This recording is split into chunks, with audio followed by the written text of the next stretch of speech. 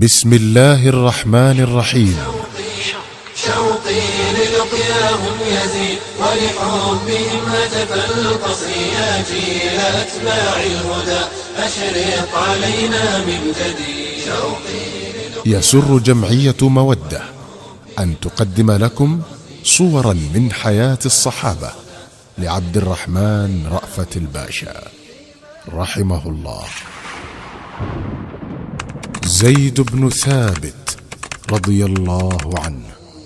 قادة الدنيا فمن قادوا ولا عرفوا المحيط، هم أسوة الإنسان في الأقوال والفعل السديد.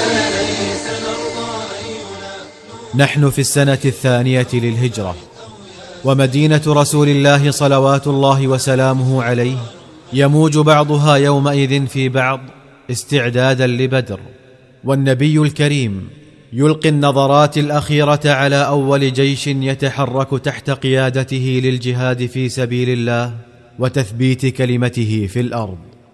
وهنا أقبل على الصفوف غلام صغير لم يتم 13 من عمره، يتوهج ذكاء وفطنة ويتألق نجابة وحمية، وفي يده سيف يساويه في الطول أو يزيد عنه قليلا. ودنا من رسول الله صلوات الله وسلامه عليه وقال: جعلت فداك يا رسول الله، إذن لي أن أكون معك وأجاهد أعداء الله تحت رايتك. فنظر إليه الرسول الكريم نظرة سرور وإعجاب، وربت على كتفه برفق وود، وطيب خاطره وصرفه لصغر سنه.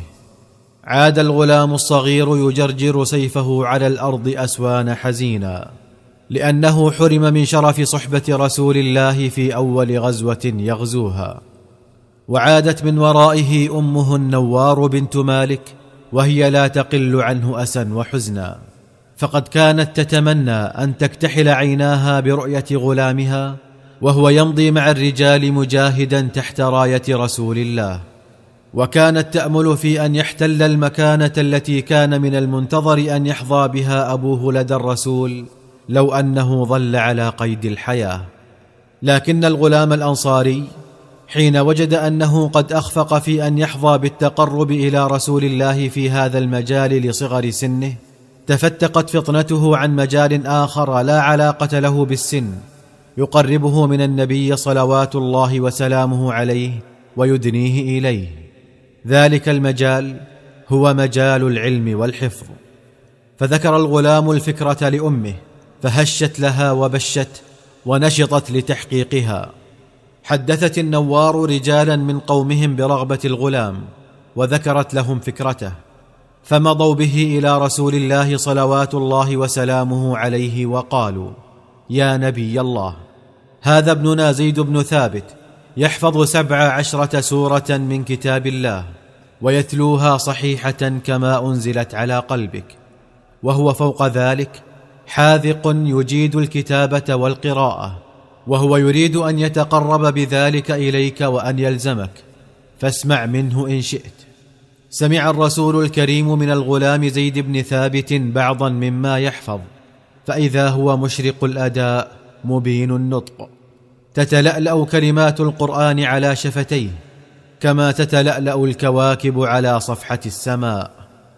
ثم إن تلاوته تنم على تأثر بما يتلو، ووقفاته تدل على وعي لما يقرأ وحسن فهم.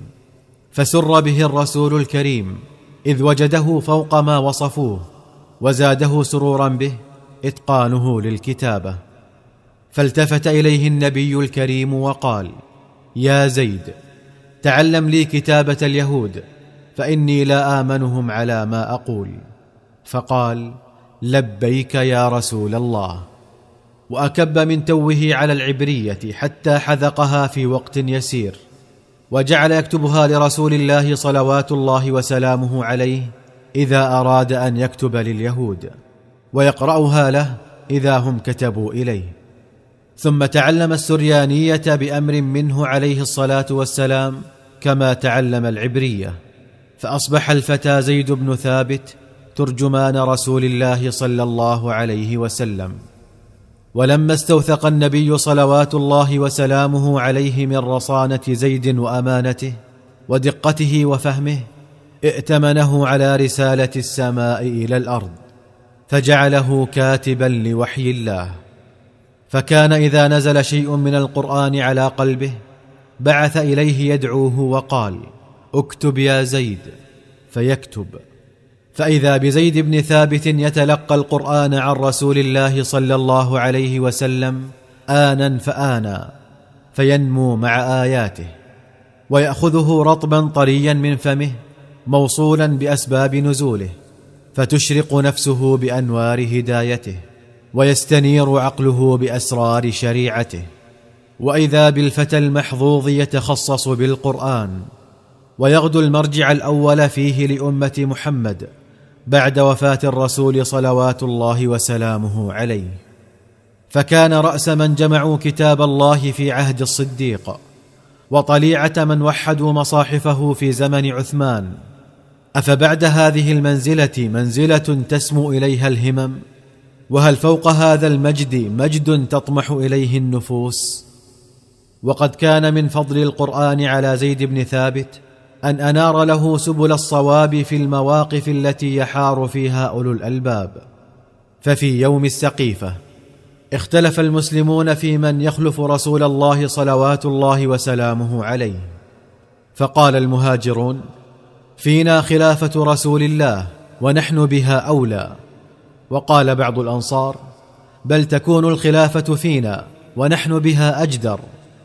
وقال بعضهم الآخر: بل تكون الخلافة فينا وفيكم معا، فقد كان رسول الله صلوات الله عليه وسلامه إذا استعمل واحدا منكم على عمل قرن معه واحدا منا.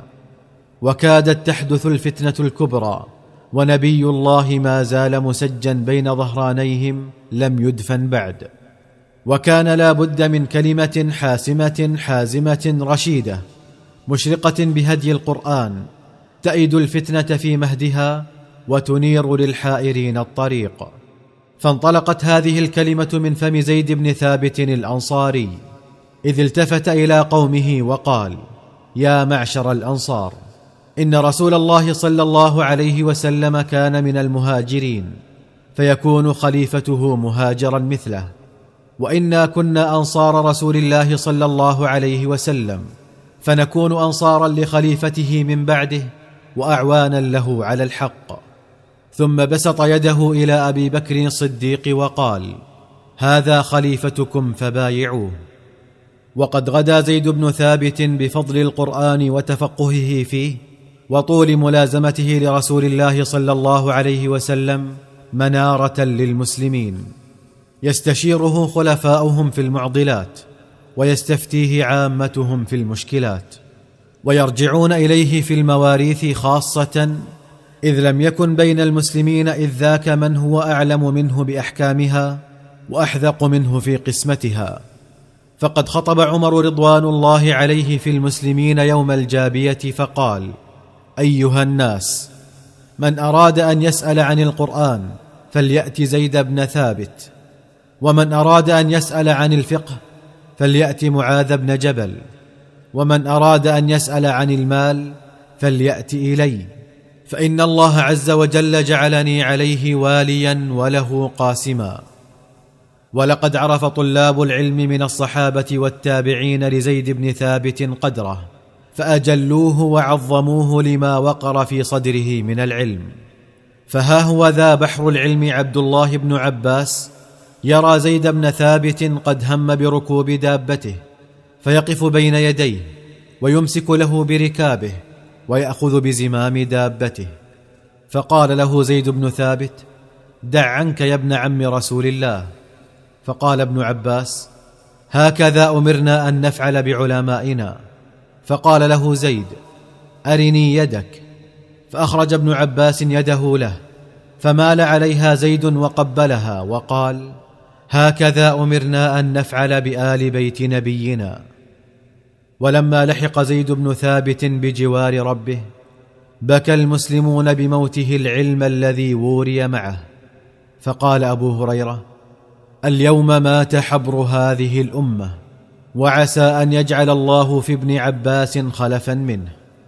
ورثاه شاعر رسول الله حسان بن ثابت، ورثى نفسه معه فقال: فمن للقوافي بعد حسان وابنه، ومن للمعاني بعد زيد بن ثابت.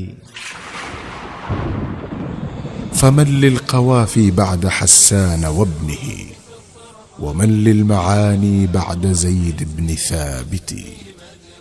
حسان بن ثابت. محمد وبصحبه قد أسس الصرح المشيد، يا شعر أسعفني أفض في مدحهم هل من مزيد. سلة الإيمان والتقوى أولو الأمر